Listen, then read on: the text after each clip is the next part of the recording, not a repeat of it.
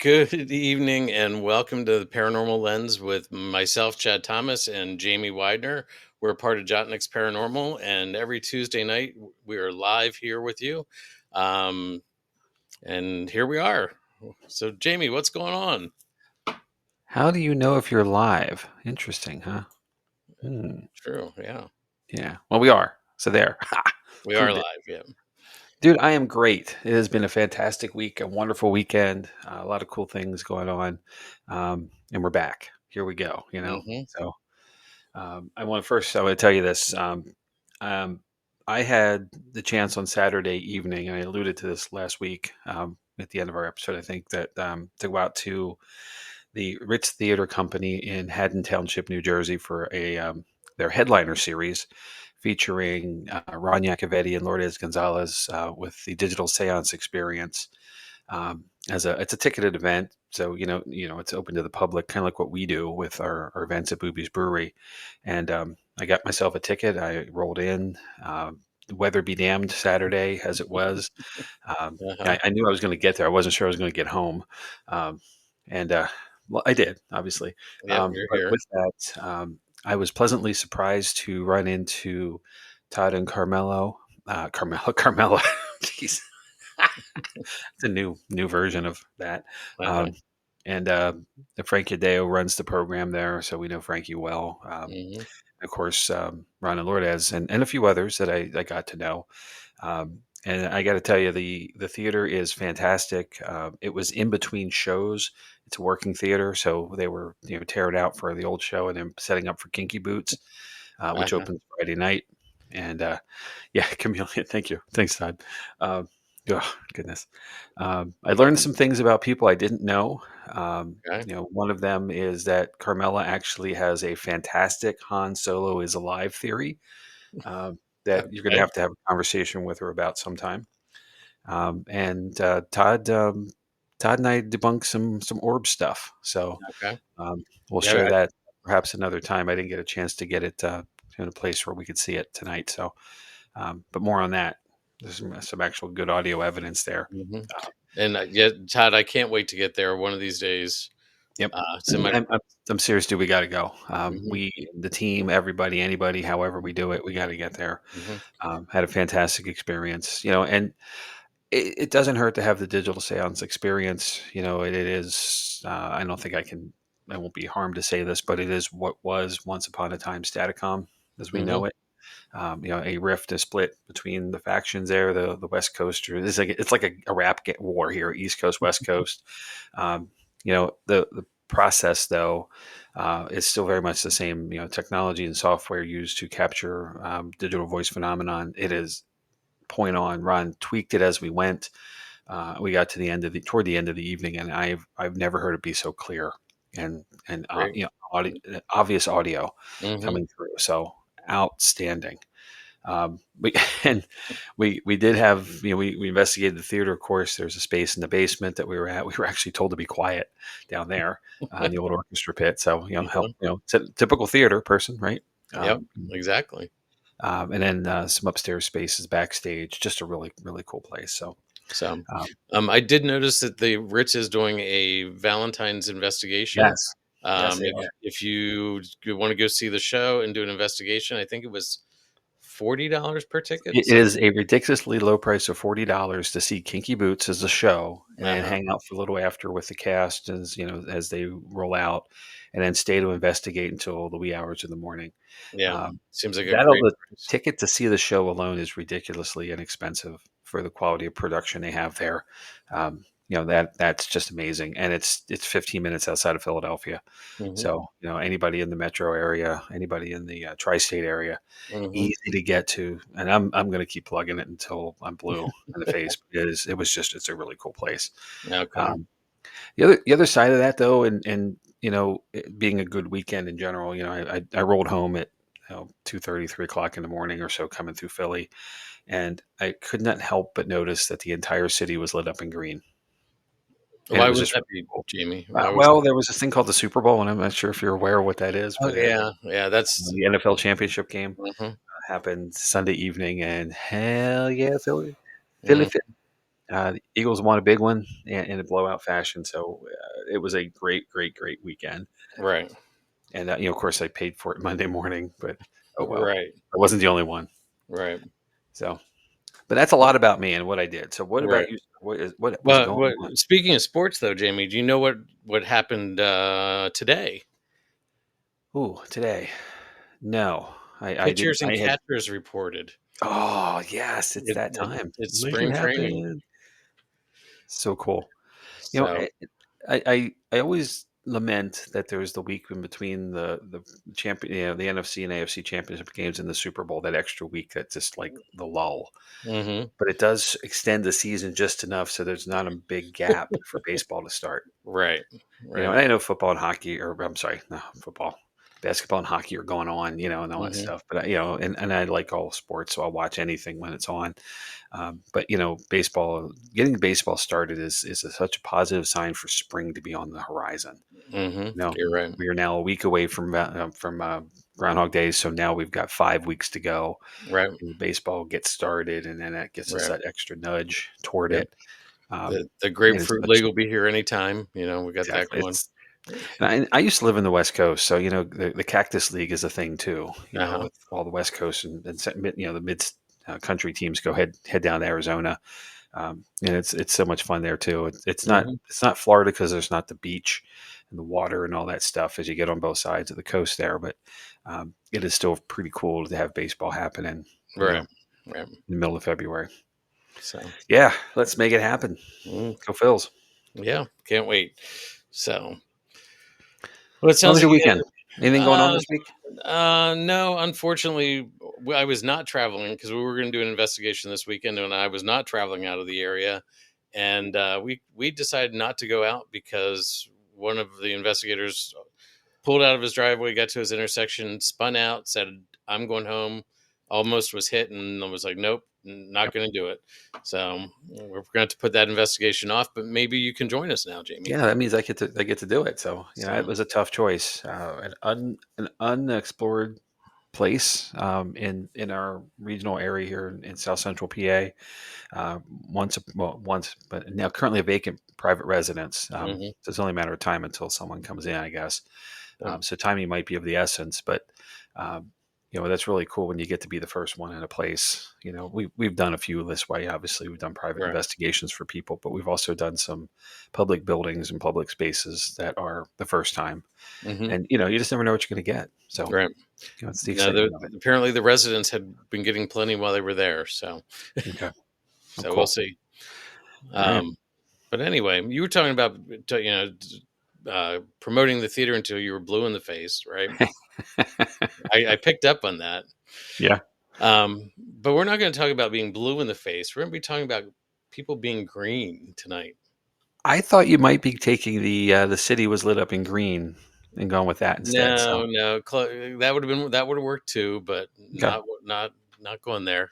all But right. good call. So tonight we're going to dig into a medieval tale called "The Green Children of Woolpit." Um, we're going to talk about where it likely originated, some of the different interpretations, and possibly the significance of the legend. And of course, we'll get to discuss whether or not it's paranormal or not. All right. So, um, when I was looking for information around for the background of the story, I came across the Historic UK website. I would definitely check it out. There's some really cool stuff there. I know Bert and Heather like to, go over to that part of the world and stay. They have castles you can stay in. There's all sorts of stuff like that. But they also have some of the historic tales of things. Um, they had an article about the Green Children of Woolpit, and I liked it. But they also had a video that I enjoyed. Um, they didn't have video cameras back when the story took place, Jamie, so it's not real footage. I'm just going to put that up front. But it does give good background information. So I reached out to them about using the video. And a couple of days later, they reached back out and said they had checked out some of our episodes, Oh, that they were going to be following us now because what we were doing was right up their alley. And hopefully it's a dark and spooky alley. this is true. But we were welcome to use the video as long as we gave them credit. So we're going to do that. Oh, cool. I'm going to go ahead and roll the video. It's about 2 minutes. So we'll see what it is. Ever heard of the Green Children of Woolpit? Young siblings with green skin, speaking an unknown language and claiming to be from an underground world. The tale originates from the village of Woolpit in Suffolk, England, during the 12th century.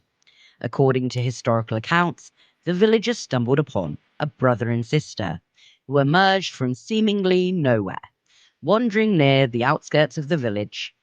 The two children, a boy and a girl, bore a peculiar feature that gave rise to their curious moniker. Their skin was tinged with a shade of green. The children's strange appearance was not their only remarkable characteristic. They spoke a language that no one in Woolpit could understand, and their clothing was fashioned from unfamiliar materials. The youngsters appeared disorientated and frightened, and when offered food, they refused everything except for green beans. They maintained their green hue, which only further heightened the mystique surrounding them. Intrigued, the villagers took the children in, and over time they began to adapt to their new surroundings. As they learned English and integrated into the community, they revealed that they hailed from a subterranean world, where everything was bathed in perpetual twilight. They described a place called St. Martin's Land, where the sun never shone, and the people had green skin like them. They explained that they had become lost when they followed a herd of livestock into a cave. After wandering through a tunnel, they emerged into the unfamiliar daylight of Woolpit. The boy eventually succumbed to illness and passed away, leaving the girl as the sole survivor of this strange journey from another realm. As she grew older, her skin lost its green hue, and Agnes, as she'd become known, married the Archdeacon of Ely, Richard Barr. According to one report, the pair had at least one child. Ever heard of the Green? So it's kind of interesting to start out with, isn't it? Yeah. Wow. So What's the timeline of this in history? okay, we're talking about 1150. So Okay. I'll cover that here. So we're gonna recap the video, maybe Yep. dive a little deeper into it. So we're talking about a village located near Suffolk, England, which is, I believe, Eastern England, called Woolpit. The name probably came from an interpretation of the Old English word for wolf pits that were located at the edge of the village. So they had these pits to catch wild animals to keep them from wandering into the village, apparently. Okay. The date is somewhere around 1150, which is during the rule of King Stephen or Stephen. Uh, this time in English history was very rocky, and also known as the Anarchy. Now, according to the text, and my Latin's not that good, but I'm going to try here. So, according to the text in Historia Rerum Anglicarum, during the harvest, while the reapers were employed in gathering in the produce of the fields, two children, a boy and a girl, completely green in their persons and clad in garments of a strange color and unknown material, emerged from these wolf pits. So, as you can imagine, with a story this old, there are several variations, but there seems to be some common themes. Some of the information is believed to have been documented by Ralph of Coggeshall, an English chronicler who was a monk and went on to be an abbot. The children were taken to a home of a knight called Sir Richard de Calne, and he took charge of their care. He tried to offer them food, but they refused everything that he had prepared. After several days, the children discovered either broad beans or green beans growing in the garden. Upon finding the raw beans, the children immediately devoured them. And as time went on, the children slowly adapted to eating other things. As they ate a wider variety of foods, the green color slowly left their skin. Over time, the children were able to learn English, and when they were able to speak fluently, they were asked about where they came from. It is believed that what they had to say was documented as follows: We are inhabitants of the land of St. Martin, who is regarded with peculiar veneration in the country which gave us birth. We are ignorant of how we arrived. We only remember this, that on a certain day, when we were feeding our father's flocks in the field, we heard a great sound, such as we are now accustomed to hear at St. Edmund's, when the bells are chiming. And whilst listening to the sound in admiration, we became on a sudden, as it were, entranced, and found ourselves among you in the fields where you were reaping. The sun does not shine upon our countrymen. Our land is little cheered by its beams. We are contented with the twilight which among you precedes the sunrise or follows the sunset. Moreover, a certain luminous country is seen not far distant from ours and divided from it by a very considerable river. So after this revelation, Sir Richard decided it was time to have the children baptized in the local church. It is believed shortly after the baptism, the boy fell ill and passed away. We do not know what the illness was. The little girl, known as Agnes, stayed in Sir Richard de Conde's household and worked for him. Here is one place where some of the stories start to seem like they differ. Some say that the boy died before he told of their homeland, and only Agnes was baptized, and that's when she was named. It is rumored that Agnes was loose and wanton, but she eventually married the Archdeacon of Ely, Richard Barr, and it is believed that they had at least one child together. Agnes reportedly went on to live a fairly normal life. Now, this is all the history we have on the children. There is, people have done genealogical research and found that Richard Barr was married to an Agnes, and so there is some things backing up this timeline a little bit. So the question is, what, if any, of this story is true? Earlier, I mentioned the story was documented by Ralph of Coggeshall. But the first account I quoted was written by William of Newburgh. He was an Augustine canon, or a priest who lived among the people. William recorded the story in his Historiam Rerum Anglicarum, or the History of English Affairs, circa 1189. In this, he cites reports from a number of trustworthy sources as the sources for his information. Ralph chronicled his story in Chronicum Anglicanum, and his information is accredited to Sir Richard de Conde of Wykes, which the children actually lived with. Now, chroniclers during the medieval period were known for sharing information, and we can find verbatim accounts of things in different people's works. But in this case, the stories are close, but not exactly the same. The two men lived about 25 miles apart, so they were not likely to be sharing work with each other. Some believe that this gives support to the story being true. So if these children were real and they were discovered climbing out or near the wolf pits, where did they come from? This is where there is no agreement, and no real answers have been discovered in the 875 years. Well, there have been several theories that have been floated. One popular theory is they were children of Flemish immigrants. The Flemish settled in eastern England during the first part of the 12th century, but they were persecuted when Henry II started to rule England, which was right after King Stephen. So it is possible that the children were tending their family's livestock when they wandered off. If they were lost and didn't know how to get home, they may have kept traveling until they found a village. Not only speaking their native language, communications with the locals would have been near impossible. As for the green skin, there's a condition called hypochromatic anemia, also known as chlorosis or green sickness, that is attributed to dietary deficiencies. If the Flemish didn't have enough to eat or were eating the wrong things, it is entirely possible that this could have been the case. Another point that ties into this theory is that some of the Flemish settled in an area near Fornham St. Martin, just north of Bury St. Edmunds.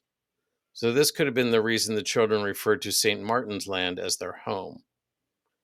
Another theory along these lines is that the children may have been poisoned with arsenic and left to die, which would also account for the green tone to their skin. So that's one theory. Another theory is based on the fact that several stories of the era have similar themes. Gerald of Wales tells a similar story about a boy who encountered two pygmies who led him through an underground passage into a beautiful land with fields and rivers, but not lit by the full light of the sun. This one leans more towards the paranormal and ties into the folklore of England and Wales and talks about passing through a cave into another world. There are also tales of in English folklore of inhabitants of lower worlds visiting mortals and continuing to live with them. This can be found in E.W. Bachman's book, Type and Motive Index of the Folklore of England and North America.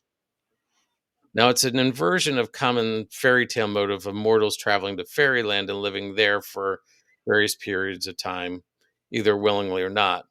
But the fact that the children came from underground is important, as the fairies are commonly thought to reside under the earth, usually beneath hollow hills, burial mounds, and also in caves.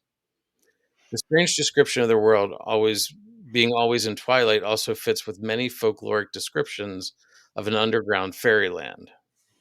Now, with this in mind, the story may be a jumbled attempt to overlay fairy tale motifs with a historical incident, as it does seem like like I said, both of the chroniclers went that route.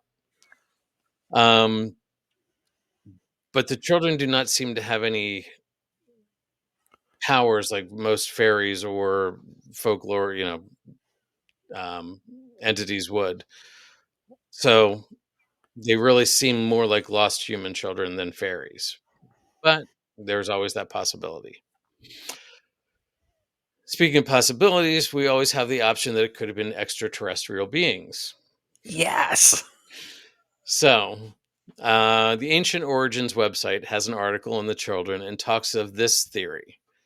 In his 2012 book, Children of the Sky, Duncan Lunan presents an unorthodox theory of alien intervention in the 12th century England. Lunan goes into considerably more historical detail than any other writer on the subject, and his close reading of the historical sources teases out the context of the story and characters involved. Of particular importance is his interpretation of the original texts, pointing out the usages of language by the two medieval chroniclers and how the original Latin may have been skewed by later translators and story summaries. But the historical detective work soon gives way to a speculative interpretation that ties into the Templar Knights. It is helpful to realize that Lunan identified Sir Richard de Calne as a Templar Knight. He believes that the Templars were in contact with alien civilizations who were abducting humans to populate a colony world, a world where it was always twilight due to a synchronous orbit, and where genetically modified algae turned the inhabitants green. The Green Children were part of a colony and were accidentally transported to Earth due to a matter transmitter malfunction. Yes, Jamie, I said a matter transmitter malfunction. It happens. It can happen, right? Now, yeah, it sounds crazy, but the sci-fi angle taken by Lunan is a lot of fun and allows some free-thinking speculation on the oddities of the story. Okay, Sure. so there's that option. Now, in other episodes, we've talked about how sometimes folklore is used to teach lessons, right? Right. Yep. So is that a possibility with this story? Further into an article on ancient origins, they dive into this thought, and I'm going to read directly from their website. And it starts here. However, as usual with folk tales, deeper meaning can be read into the story by asking what it is telling us about the human condition. A follower of the Carl Jung school of psychoanalysis would immediately spot the archetypes of the outsiders. The children were green, came from an unknown and strange land, and spoke no known language.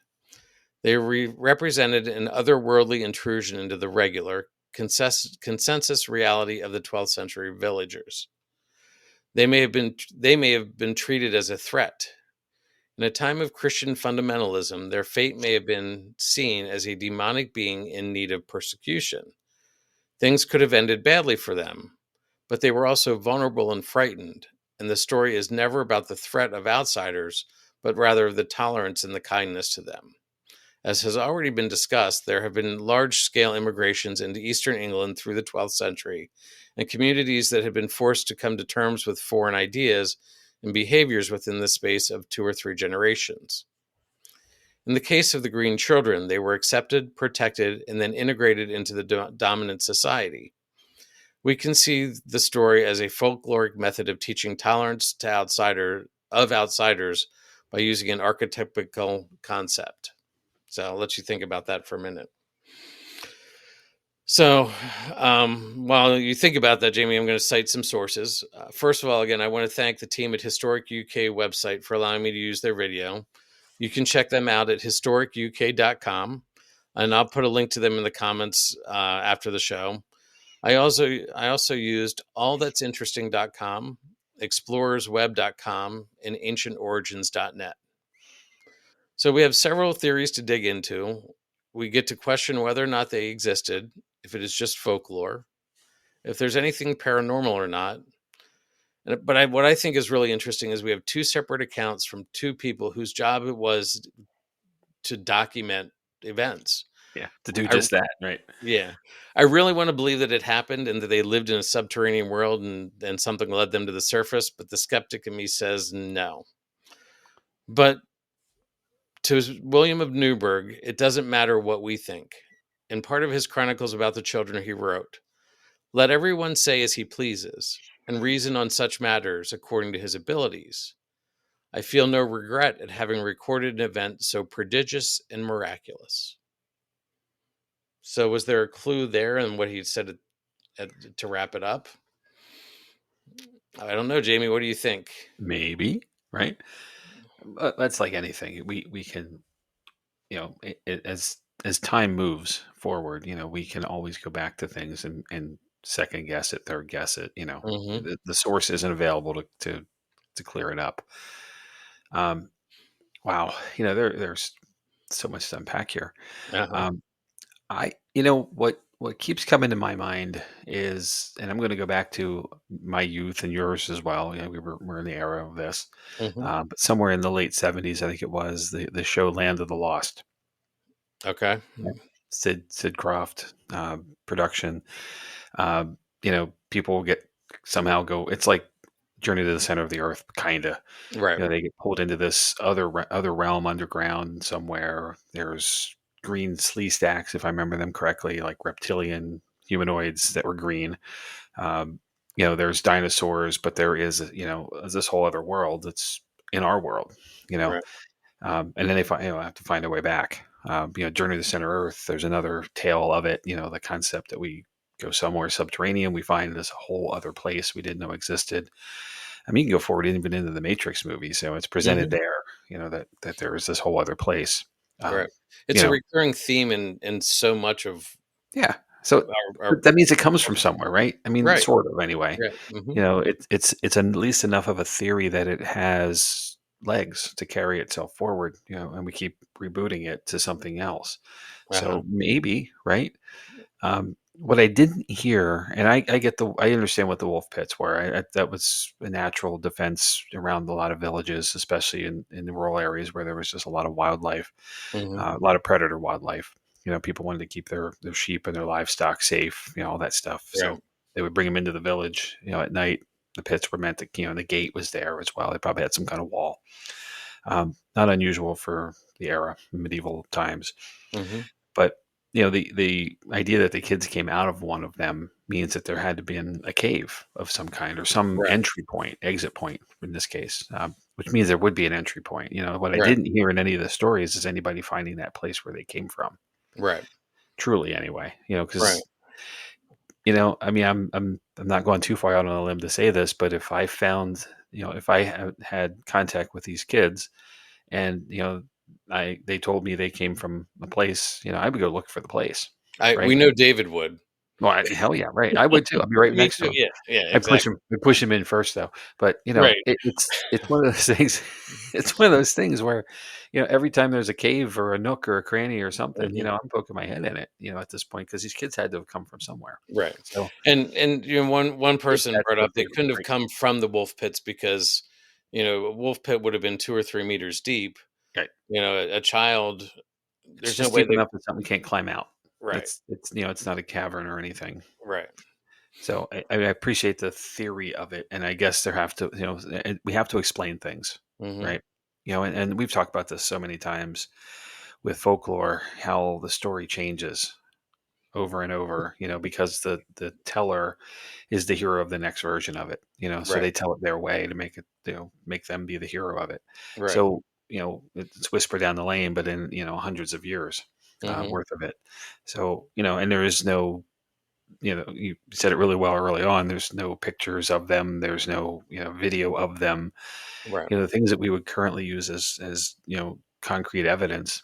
Well, at least we would start there. We try Right. to everybody tries to debunk everything, but there's nothing to go against other than this being an oral story. A Mhm. traditional tale that's been passed down. I love this overall.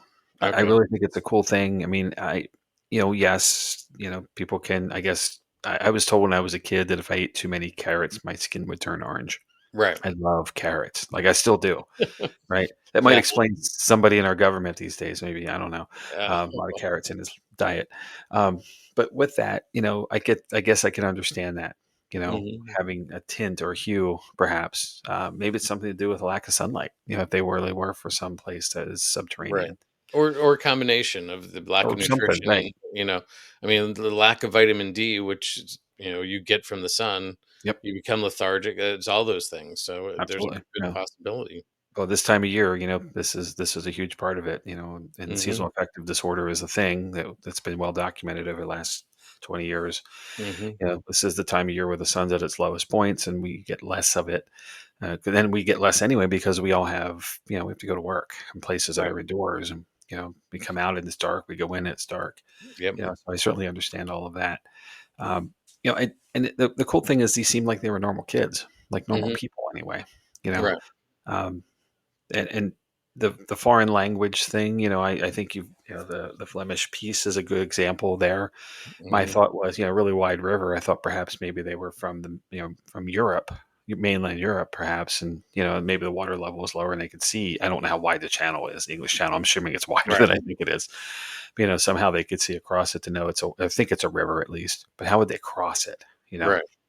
I'm just trying to figure out ways to make this make sense, and it really doesn't in a lot Right. of ways. You know, and maybe that's where the alien element comes in because that's the catch-all, right? We can Mhm. if we don't explain it, and it must be extraterrestrial because it certainly isn't terrestrial the way it's explained. Well, there's that or a portal. I mean, there Or that's, portal, right?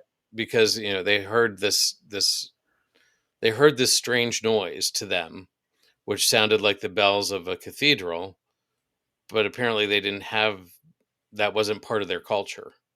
Gotcha. So Yep, so what was it? Yeah. it's amazing. Yeah. It's a really cool story. So I this is one I hadn't heard of before until I started digging into it. So I agree. I think it was pretty cool. So Well, what about you guys out there? What do you think? It's a head scratcher for us, of course, but and I do want to go back to some comments here too. Bert and Heather relate because of LJ's birthday. So can we start the show over? No, sir. You snooze, you lose. Um, that's but no. but we will be on Spotify and Apple Spotify, Apple, Podcasts. Audible, all that cool stuff tomorrow. Um, you can still watch it on Facebook later. Once we're done, it'll pop up again or Mhm. YouTube. Um, but yeah, snooze, you lose. Mhm. And Bert mentioned here, you mentioned Templar connection in there, which I thought was an interesting piece as well. Mhm. With the Templars having their hands in so many things, it's not surprising that they come into this because I think at one point, they pretty much controlled most of Europe. Right. Um, and they would have at least been well aware with their network of stuff. So perhaps Right. there's something to it as well. But I agree, I'm Templar stuff. I'm like, ooh, what's going Mhm. on here? And so yeah. So one thing that's interesting with this is it seems to be brought up cyclically. Like Mm, everything was recorded, but it wasn't until I forget what, maybe sometime in the 1600s, that when the chronicle, the one book by the guy from Newburgh was translated to English, did it start to come around again? And then it came around again in another couple hundred years, and another couple hundred years, it was brought up again. It was just like it seems to come up over and over and over. Like it's refreshed, I guess is a good way of putting it. sure. So I don't know. It just seems interesting to me. And when every time it's refreshed, people dig into it a little further. I mean, the one guy was 2012. Right. Um, so Recent in our sense. yeah. Hmm. Absolutely. Well, I mean, that's that. Here it is, right? We have so much information at our fingertips these days. Right. You know, but this stuff isn't that. This is in books. This is in libraries. This is somewhere on a shelf that's probably got a lot of dust on it Right. because of the age. And it shows that people are still going to these places and still digging through things. And I'm just going to say this to be Captain Obvious, but libraries are still our greatest resource for Hmm. information, regardless of what the internet provides, because you don't have to, and usually there's more than one source as much as the internet, but Right. go check out the library. You'll find everything you're looking for. And I you, love the internet. I use it a lot, but I mhm. still rely on books. I still trust a book. I still want to touch a book and read it, turn the pages. There's something in that learning experience that's exponentially different and in my opinion, better Right. than When scrolling. and I feel if you're reading it from a book, now again, a book can be skewed, I know. but I feel I like get it. I get what I it's just said, and I more. know the opposite of it, right? I feel like it's more realistic and more firm. Like seven different people could read an article and then put it on the internet and have their own skew on it. Sure. So I don't know. Like you said, I just feel like there's something about learning from a book, and I'm horrible at it because I used to love to read, and I've just gotten to the point where I have a hard time. Adult ADHD is definitely a thing. Yeah. Yeah, fair. So And time, that's the other thing. It takes time. And we, audiobooks exist, right? So, mhm. having someone in our idle time of driving and in waiting and, places where you just can't pull it out, or if, and you have the ability where, to put on headphones where you are, for your employment, if you Mhm. have that, that's a nicety.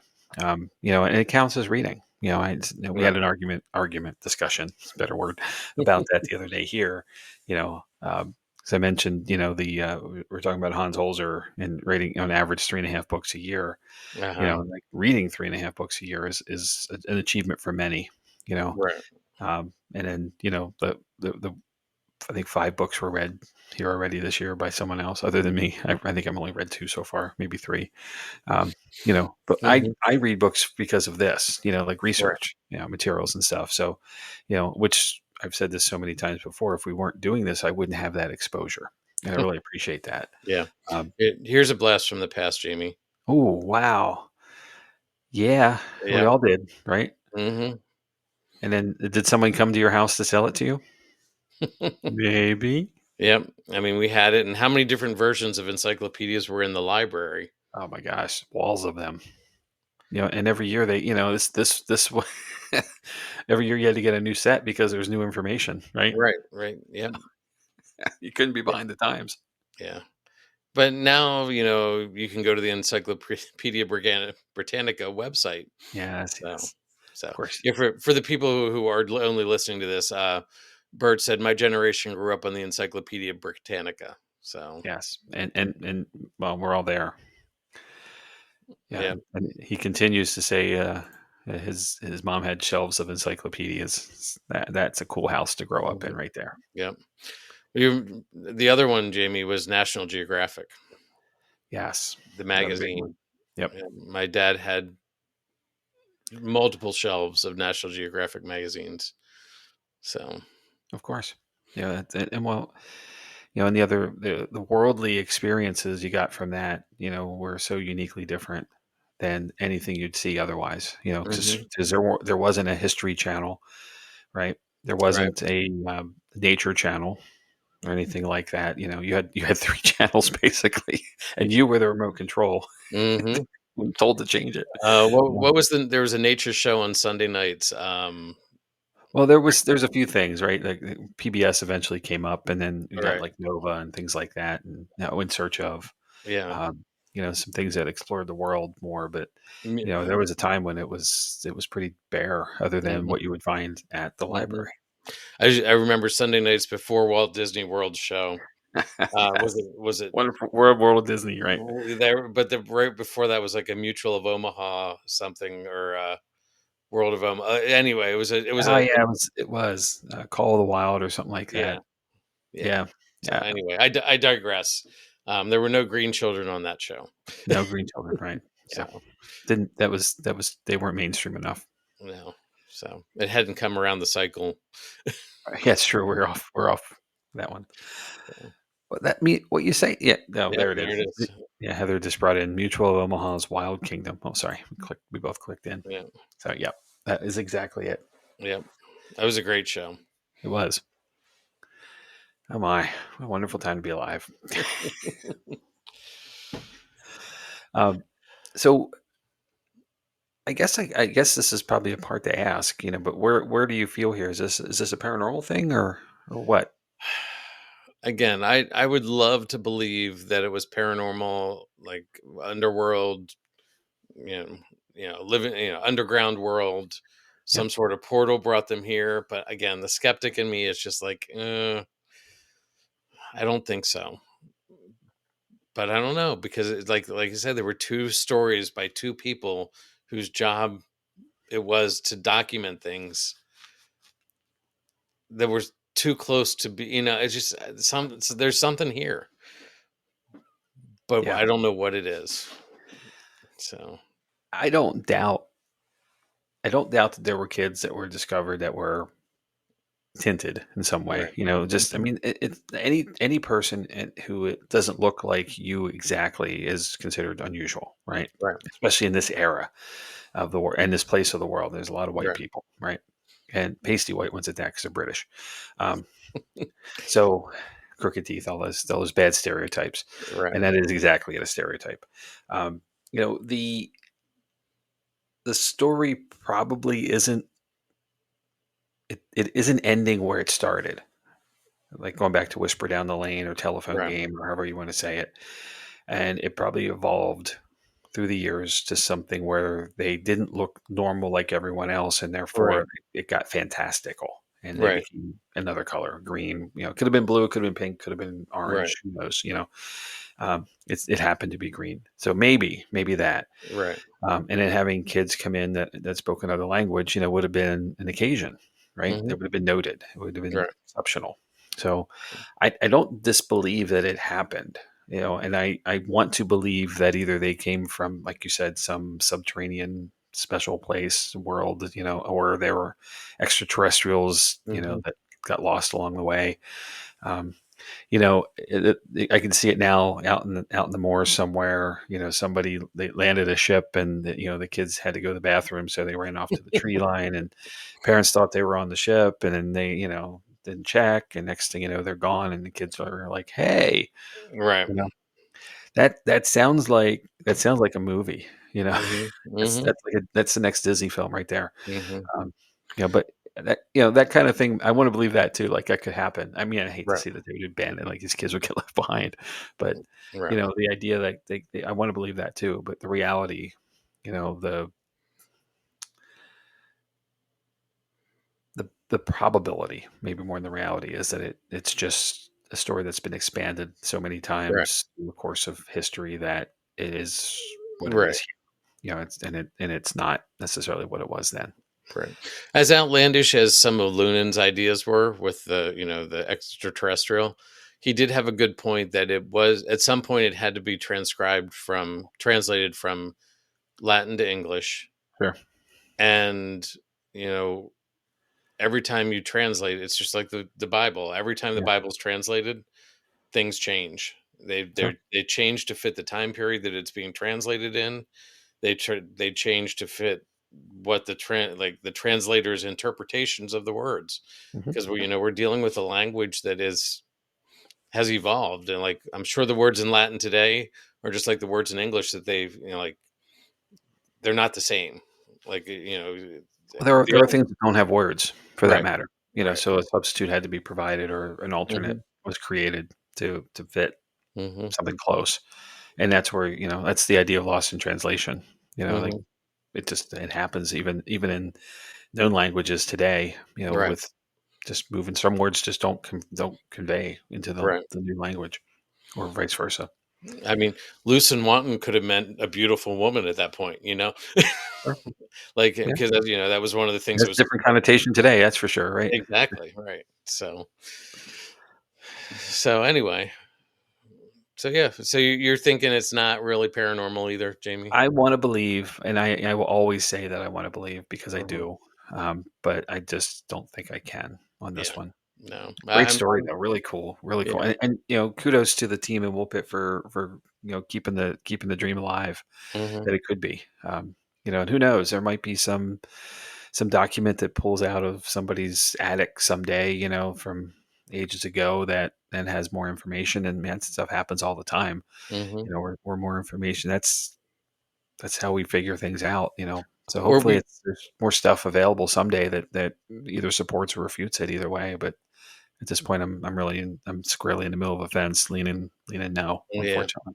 I mean, Jamie, we could always take a time traveling road trip It's true. back, We could. I'm and surprised no one said road trip yet. I'm a little yeah. disappointed. Burt Lynch, So talking to you. yeah, I mean, it again. We will never know. 875 years, it hasn't been figured out. Yeah, I don't think it's going to be figured out. and that's what makes it cool too. Like Mhm, it's still there's still a debate. There's mhm, enough here to make it debatable. yeah, So good choice of topics. thank you. So I'm glad you enjoyed it. So speaking of topics, should we look at topics coming up? Before we go, Bert's defense here is he missed where the story started. So okay, that's So fine. We're in the UK, sir. UK wolf pits outside of Suffolk, England, in about 1150. Eight, So yeah, AD. So 80. So turn on your time machine and then hop back over. And next time you're on the other side of the pond, you can give us a scouting report.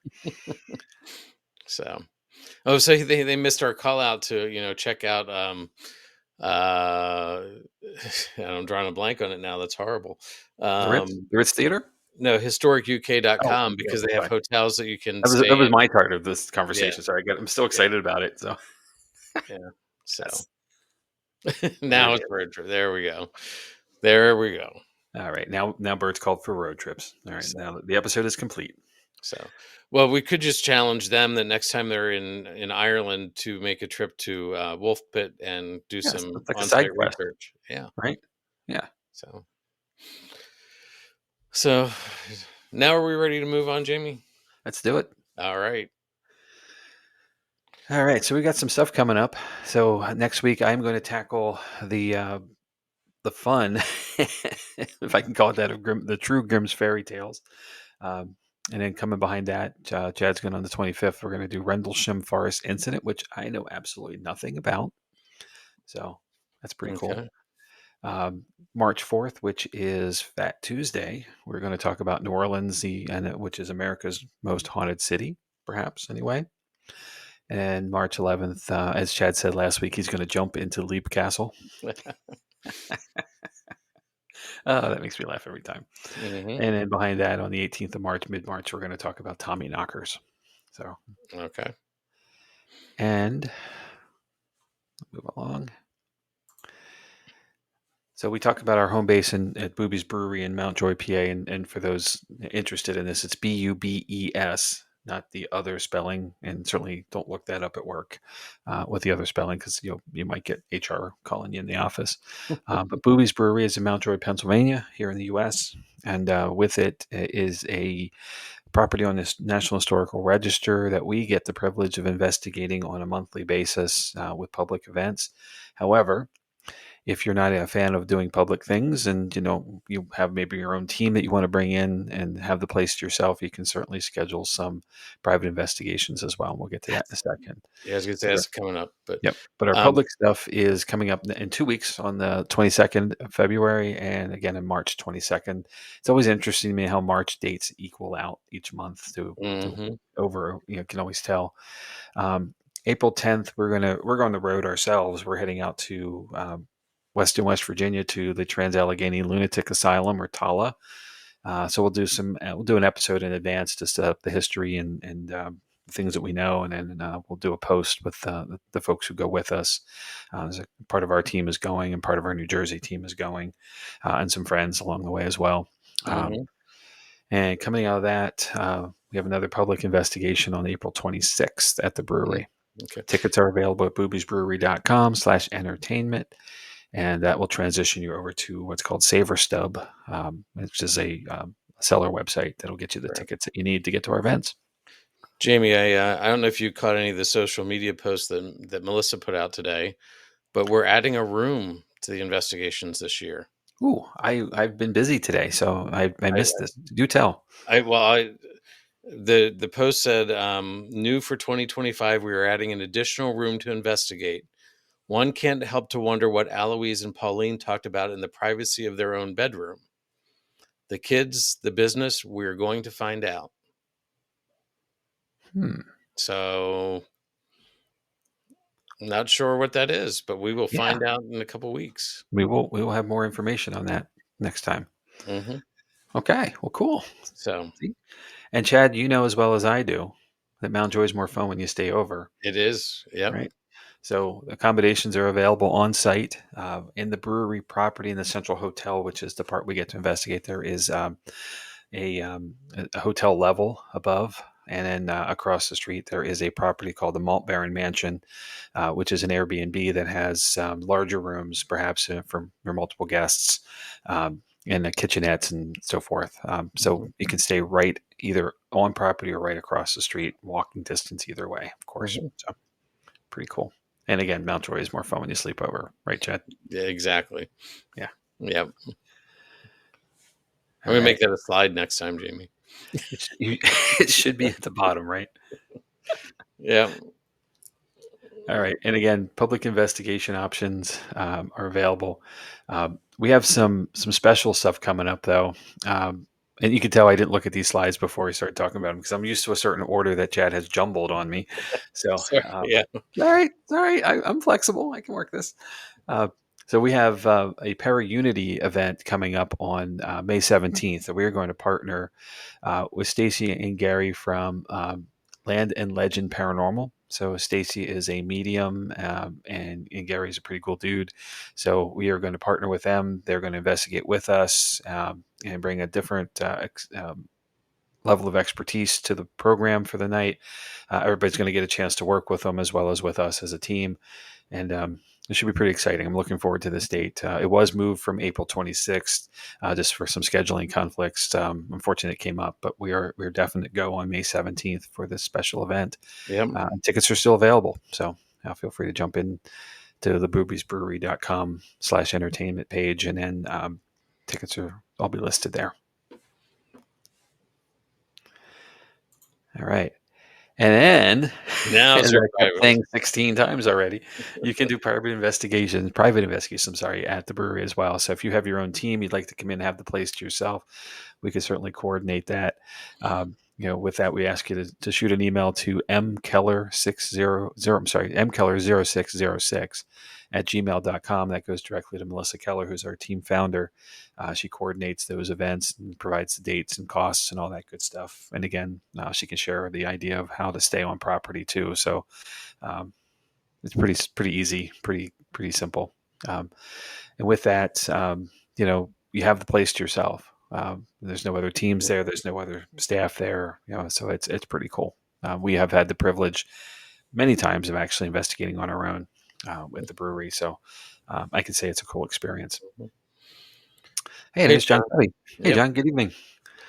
Um, and then how to find us. You found us tonight either on our Facebook page or our YouTube channel, but also you can check us out on TikTok, Instagram, as well as shoot us an email if you're interested in giving us perhaps an episode topic or discuss anything. Paranormal Lens Podcast at gmail.com. Tomorrow we are going to have this episode up on Spotify, Apple Podcasts, and Audible. Maybe another one or two. Chad, I forget how many we have now, but there's a lot of them. Ways Yep. to find us, and all you have to do is search Paranormal Lens, and we'll pop up right away. Mhm. And if you want to see all of that stuff at once, we have a Linktree page at just go to Linktree which is linktr.ee paranormal lens, and we'll be right there for you too. So you can see all of this good stuff all in one place. Yep. And this is episode 91. So if you're new to us, there's 90 backlogged episodes for you to catch up on. So we definitely have something for you to do this week Yep. and next week, probably too. Depends how much you want to binge. So, all right, sir, that is all we have. Yeah. So, any parting thoughts? No, I don't think so. Okay. No. All right. Well, I say this usually every episode, and again, we really appreciate everyone for coming along for the ride with these episodes. Whether you're here with us tonight or you're catching us on the streaming services later, if there's something you would like to see or hear us do, shoot us an email. Again, paranormal lens podcast at gmail.com gets to Chad and I. We are willing and able and certainly excited to do listener submission episodes. We've done quite a few. We'll do quite a few more. We'll do as many as it takes. We self-produce, so that schedule that we talked about a minute ago can be moved and flexed, and we can pull stuff up to the top. We just need a little time to do some homework on the topic. And who knows, you might come on with us if it's your story. So we're certainly very flexible. Anyone, while you're out there on the streaming services, feel free to give us some stars. We hope we've earned 5, but if not, whatever number you feel is good, we're happy with it. We're just happy that we have some interaction, and if there's a chance to leave a review or a comment, please do. We love the feedback. We really appreciate the experience of getting to touch base with people who are listening, and the interest that you have as well. It's an exciting thing and drives us forward. So you said we're up to 21 countries on our streams, right, Jamie? Oh my goodness. Wait, there's 21 countries in the world? What? I'm just kidding. I'm kidding. Yeah, and thanks everybody around the world, wherever you may be. We certainly appreciate each and every one of you. We can't do it without you. Thank you. So, all right. Well, Jamie, it was fun doing this episode, but I'm looking forward to next week and what you've got. So, as always, it's great going back and forth because we're getting exposed to a lot of different things. Yeah, and there's definitely some really cool stuff coming up that we haven't even put up on the schedule yet. But yeah,